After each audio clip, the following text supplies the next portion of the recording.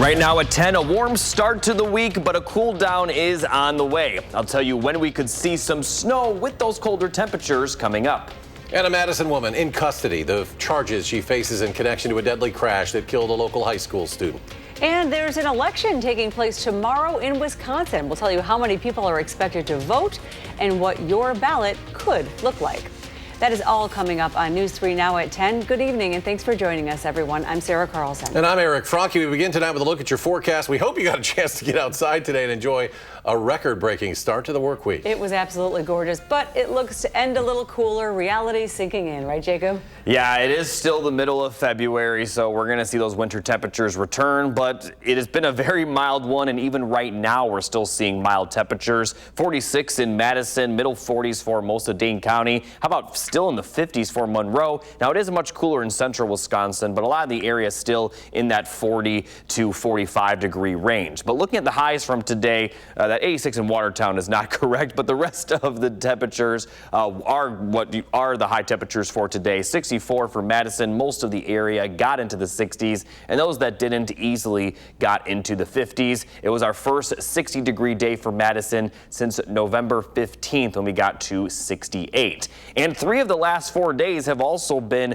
record-breaking days, or at least matched the record. Friday the high was 51, the previous record 50. Saturday's high of 55, which matched the record for that day, and today's high of 64 was the record as well, pretty easily. Now yesterday was 58, but the record yesterday was 63, so we didn't quite get to that level, but it still was very mild. Now we also are seeing a little bit of some light sprinkles right now, but beyond this will be pretty dry for tonight, but we have plenty of precipitation chances this week. I'll talk about all of them and that big cool down coming up a bit later. All right, Jacob, thank you. A Madison woman has been arrested in connection to a crash that killed a Madison West High School senior earlier this month. The 51-year-old was booked into the Dane County Jail on a charge of homicide by negligent operation of a vehicle. That charge stems from the crash on South Park Street that killed 17-year-old Sasha Rosen.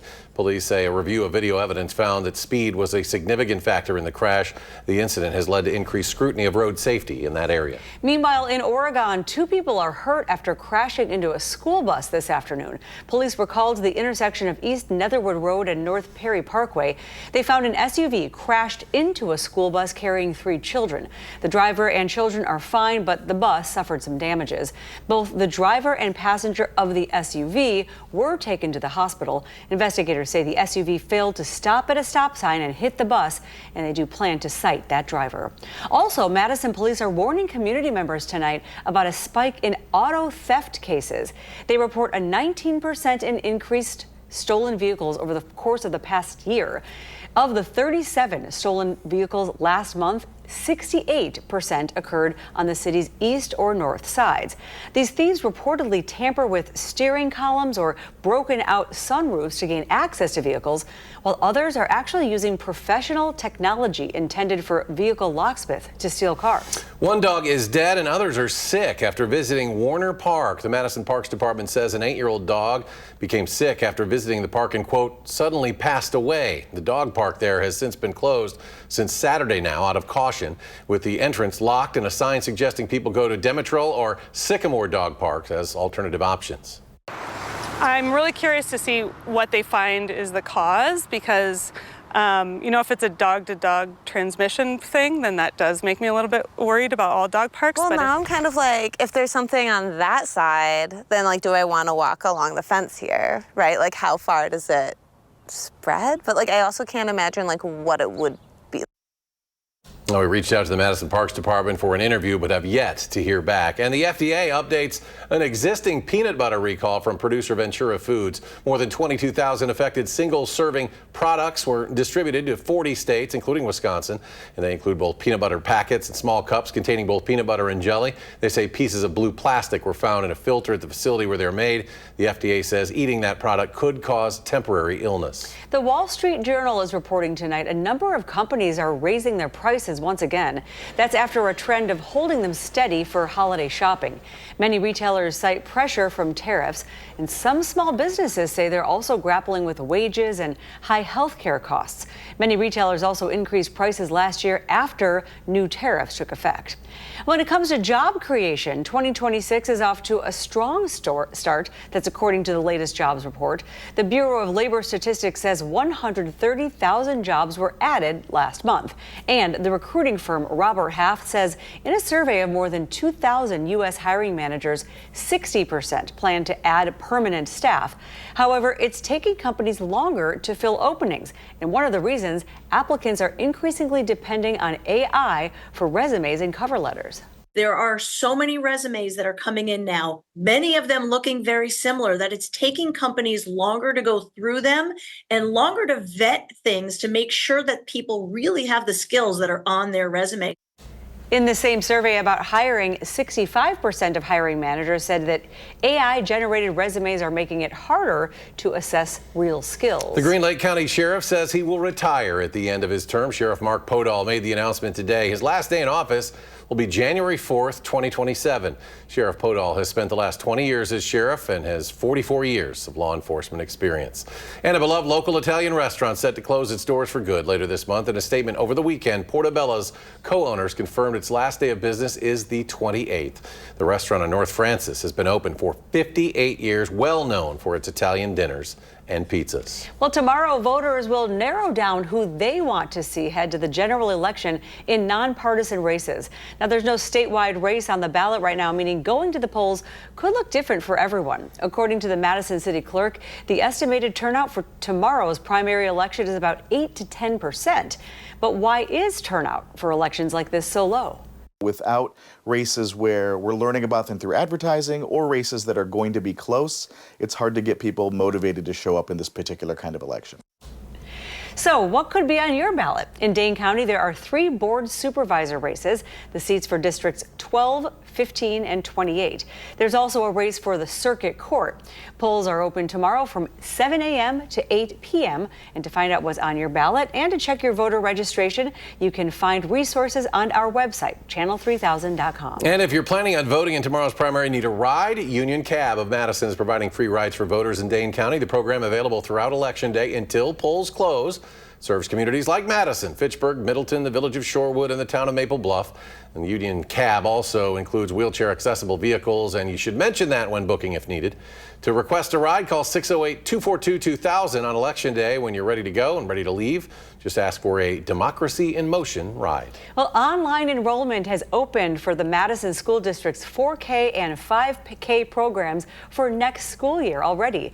Children who will be 4 years old on or before September 1st and live both within and outside of the district's attendance boundaries can enroll. However, families living outside of the boundaries will also need to apply for open enrollment. Well, the Overture Center says its fundraising campaign has hit its $30 million goal. Money from the campaign has already been used to install a new hot water boiler system, upgrade the building's cooling system, install new lighting controls and wireless microphones, and also replace the building's roof. The plan is to continue the campaign into the future in order to further build the endowment. 2 Goodwill of South Central Wisconsin properties were given grants to help invest in local housing. Those awards totaling $65,000. It's part of the Wisconsin Housing and Economic Development Authority Foundation's $2 million statewide grant efforts. The funds will help restore the Sandra Hall Apartments in Madison after it was damaged by flooding, and also install a new sprinkler system at the Jefferson County Apartments. It's really important to us to invest in these properties and receive these funds to help us. I would also say that we know that jobs change lives, but the foundation starts with a good, stable housing, safe and stable housing. Goodwill's stable housing program, which includes 2 group homes and 74 subsidized apartment units, provides safe and stable housing for low-income adults living with long-term mental illness as well as senior citizens. Tonight, the River Food Pantry and its supporters are celebrating 3/4 of a ton of food donated for today's Pack the Pantry event. Using their new drive-through, donors could drop off anything from the non-perishable foods and spices to toilet paper, even money. Donations made during this event are set to be matched up up to $10,000.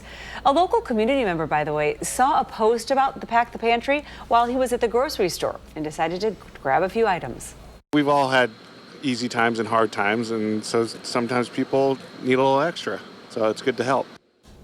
The River got $3,500 in donations today on top of the more than 1,400 pounds of food people brought in.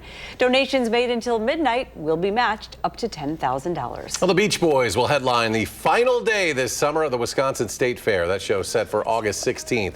It'll be part of the band's latest tour, The Sounds of Summer. The Beach Boys will celebrate America's 250th anniversary as well as the 60th anniversary of their groundbreaking album, Pet Sounds. Tickets for the show will go on sale on Friday on the State Fair website. Next at 10, Oscar-winning actor Robert Duvall has passed away. And debate continues over funding the Department of Homeland Security, the asks from Democrats, and how Republicans are responding. And Jacob tells us about the snow and cool down on the way for the region. Stay with us. You're watching News 3 Now at 10. Sad news tonight. Oscar-winning actor Robert Duvall has died. According to a statement sent by his public relations agency, he died peacefully at his home in Virginia on Sunday. Duvall had an acclaimed screen career that spanned some 6 decades. Best known for The Godfather, Apocalypse Now, and many other tough guy roles. His family says that those who wish to honor his memory are encouraged to do so in a way that reflects the life he lived. Robert Duvall was 95 years old. As the search for Nancy Guthrie drags into a 3rd week, law enforcement are using a high-tech tracking device known as a signal sniffer. This device would see if the 84-year-old's pacemaker is giving off any electronic signals that can be used to find her. Investigators are also focusing on items they believe the suspect was wearing the night Guthrie was taken, including a backpack sold exclusively at Walmart. So if you think about the way big box stores track their inventory, it's quite possible they would know when every single Ozark backpack was sold. The Pima County Sheriff says investigators have spent several days reviewing surveillance video at Walmart stores in the area. The FBI also announced yesterday that it is entering DNA recovered from that glove found about 2 miles from the crime scene into its database. Funding for the Department of Homeland Security ran out over the weekend, leading to a partial government shutdown. And there is no end in sight as both sides debate changes to how the Trump administration's immigration enforcement is carried out. Torian Small has more details from Capitol Hill. The president and Congress are out of town on President's Day while the government is partially shut down. I know what they want. I know what they can live with. We're willing to have a good faith conversation about everything, but fundamentally, we need change that is dramatic, that is bold, that is meaningful, and that is transformational. Democrats want immigration officers to unmask, wear body cameras, and get warrants to enter private property. I think some of the asks are just, I think they're unreasonable. While ICE and Border Patrol are part of the Department of Homeland Security, those agencies are not impacted by the lack of DHS funding, while the rest of the department is either shut down or working without pay. The federal law enforcement issue involving immigration and customs enforcement, they're already funded based on the bill that was signed into law last July through 2029. All the Democrats are doing right now is trying to shut down TSA, the Coast Guard, FEMA. Minnesota Congressman Tom Emmer, a member of the GOP leadership team in the House, tells CBS Mornings they're not even a part of the negotiations to end the stalemate. The president is the chief negotiator and is working directly with Senate Democrats. President Trump spent the weekend at his Mar-a-Lago resort in Florida, while the Senate is not expected back until next week. Torian Small, CBS News, Capitol Hill. Lawmakers say they will be given a 48-hour notice to return to Washington for a vote if a deal can be struck. Well, now to the weather. Snow and storms. We thought that was in the past, but we kind of knew it was coming eventually. Jacob's back with more on the timing of those active conditions and when they're going to be in the forecast. Yeah, we're going to first see that rainfall for tomorrow night, but then a second system will come Thursday into Friday, and by the end of that system, Friday and potentially into Saturday, we do have the chance of snow, which obviously means we will see colder temperatures, but those colder temperatures will be closer to normal for this time of the year. So looking at all the precipitation chances, we are going to be dry for most of tomorrow, but once we get closer to sunset, especially in the evening and overnight, we will see some showers with a few isolated thunderstorms possible. The good news is that most of this is going to clear up very quickly Wednesday, and then most of Wednesday will be dry, and it's still going to be pretty mild during this time. Now for Thursday, we will see dry conditions to start the day again, so very similar to Tuesday, where we have a chance of some showers in the later afternoon and evening hours, although there's a little bit less of a thunderstorm chance for Thursday. Still might see some. And then as we get towards Friday morning, this second round will cause the temperatures to cool down, as we are going to see the potential for some snow. Most of the snow looks to be pretty light. We're not expecting a lot of accumulation. Still could see some accumulation, but most of it is only going to fall at a pretty light pace, but we may continue to see some lingering flurries into Saturday as well, and the temperatures at this point will be a lot colder. So recapping the system, the first one will begin tomorrow evening and tomorrow night, lasting through very early Wednesday, but most of the day tomorrow, especially early, will be dry, and most of the day Wednesday, especially late, will be dry, and even Thursday, the first half of the day, will be dry as well, and all of those days will feature temperatures above average. This second system, though, will cause those cooler temperatures, excuse me, Thursday night into Friday, they're really going to cool down, and for Friday and the weekend, we are going to see temperatures a lot colder. And looking at those the high temperature forecast, you can see highs will be in the 30s, but again, still pretty mild for the next couple of days, especially Wednesday, where we could get back to the 60s, or at least the upper 50s, and then we'll see those temperatures be colder for next weekend and next week. So looking at the full 10-day forecast, tomorrow evening through Wednesday morning will be the first round. Then Thursday evening through Friday with some lingering flurries. Saturday will be the second round of precipitation. Then we'll be pretty dry to start next week before we see another chance of precipitation towards the middle of the week. Temperatures right now look to fluctuate a little bit next week, but we're not expecting temperatures to get to this level for the foreseeable future. That is after once we get toward those cold temperatures. Wednesday still will be on the milder side for sure. Maybe not 64, which is the high we saw today, but still mild for a few days before we get back to winter levels by the end of the week. We'll take everything we can get. Thank you, Jacob.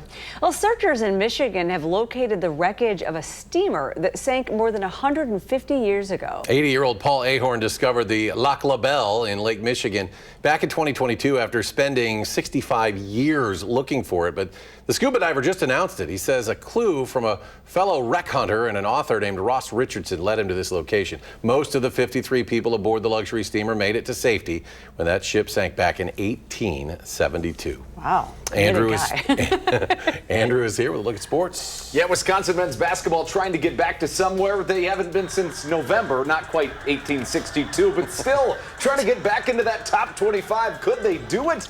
The answer next on News 3 Now. And now, News 3 Now Sports, brought to you by TDS Telecom. That three-game stretch that Wisconsin men's basketball just went through was either going to make them or break them. And when it started with a loss at Indiana, well, it wasn't looking good. But then last week happened. Bucky beat a pair of top 25 teams and were rewarded for it, returning to the AP Top 25 for the first time since November. And in those two wins, Nick Boyd scored 25 and 29 points. And for that, the transfer senior earned Big Ten Player of the Week honors. His 20.6 points per game are the third most in the Big Ten this season. And next up for the Badgers is the Ohio State Buckeyes tomorrow, which led me to this week's Huddle on 3 segment question: what even is a Buckeye? Before Googling it, I turned straight to the source, asking the Badgers and telling them this is not a trick question. Buckeye? I don't know, honestly. I mean, obviously, you know, like the mascot, but again, I don't know what a Buckeye is. I think maybe like, I don't want to sound dumb here. I don't think anybody really I think knows. It's like a, I don't know. I do not know. Wow. Ohio State Buckeye. I think I knew this at one point, and I've completely forgot. Wow. I'm just thinking about their mascot.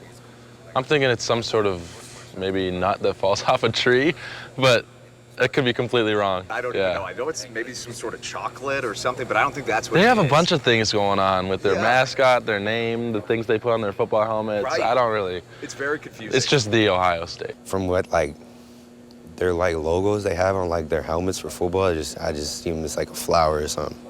I some sort of plan, I guess. I honestly don't know. Yeah.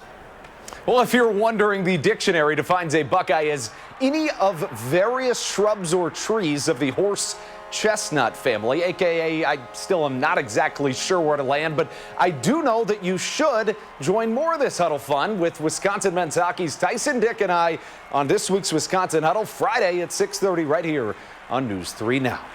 Sam Decker sent out a tweet this morning that I couldn't agree with more. He said, quote, "The state of Wisconsin has a homegrown NBA All-Star. This guy, I feel like it's not being talked or celebrated enough, and we're celebrating him right here on News 3 Now." Jalen Johnson grew up in Sun Prairie and is almost averaging a triple-double in the NBA this season, and for that, he was named to his first NBA All-Star game where he shined on Sunday. It's fun to be out there, very surreal. But more importantly, I had fun, so it was a fun experience, and hopefully I can be back in the future. I took in every moment and so grateful to be here and very blessed, so I was excited, especially for today. I didn't know what to expect, and I think sometimes you have the most fun when, you kind of don't know what to expect. Well, 2 weeks ago, I wouldn't have expected this weather. See if it sticks around. Jacob will tell you next on News 3 Now. This week, Colbert's All New. We're back, baby! With Caitlin Collins, Melissa McCarthy, Senator John Ossoff, and Jennifer Garner. All new, CBS This Week. Well, finally tonight, a 6-year-old Girl Scout from Pittsburgh breaking records with her viral campaign to sell cookies. That's Pim Neal. Her endearing sales pitch has sold more than 100,000 boxes of Girl Scout cookies, a season record. And I'm quite literally tearing up with this story. Pim, P-I-M, has wanted to be a Girl Scout since she was 3 years old, but her family had trouble finding a troop suitable for her special needs. So now she's gunning for an even bigger record, the most career cookies ever sold. It's 180,000. You can find her on social media. I went and did this, and it's P-I-M. Last name is N-E-I-L-L. I swear, let's help her. Wow, 100,000 but they had to boxes. fight to get her to even be a little daisy, and she's the most precious little thing. She is so cute. Sorry. Final check of the forecast with Jacob. Yeah, we're going to have a little bit of an eventful week. We'll have some precipitation, mostly rain, move in tomorrow evening and tomorrow night. Most of it should be gone by Wednesday morning. Then for Thursday into Friday, we have a second system, and that second system will cool the temperatures down. By the time we get to the end of the week, highs will be back in the 30s, which is much closer to average for this time of the year. And it looks like we'll stay at the very least in the 30s to up to lower 40s. So it's not going to be bitterly cold, but it's not going to be the 64-degree high that we saw today. All I can think about is Thin Mints now, so whatever the weather is, as long as I get myself some Girl Scout cookies. Thank you. And thanks for watching News 3 Now at 10. The Late Show with Stephen Colbert is up next. Our next newscast tomorrow morning starting at 4:30, and you can always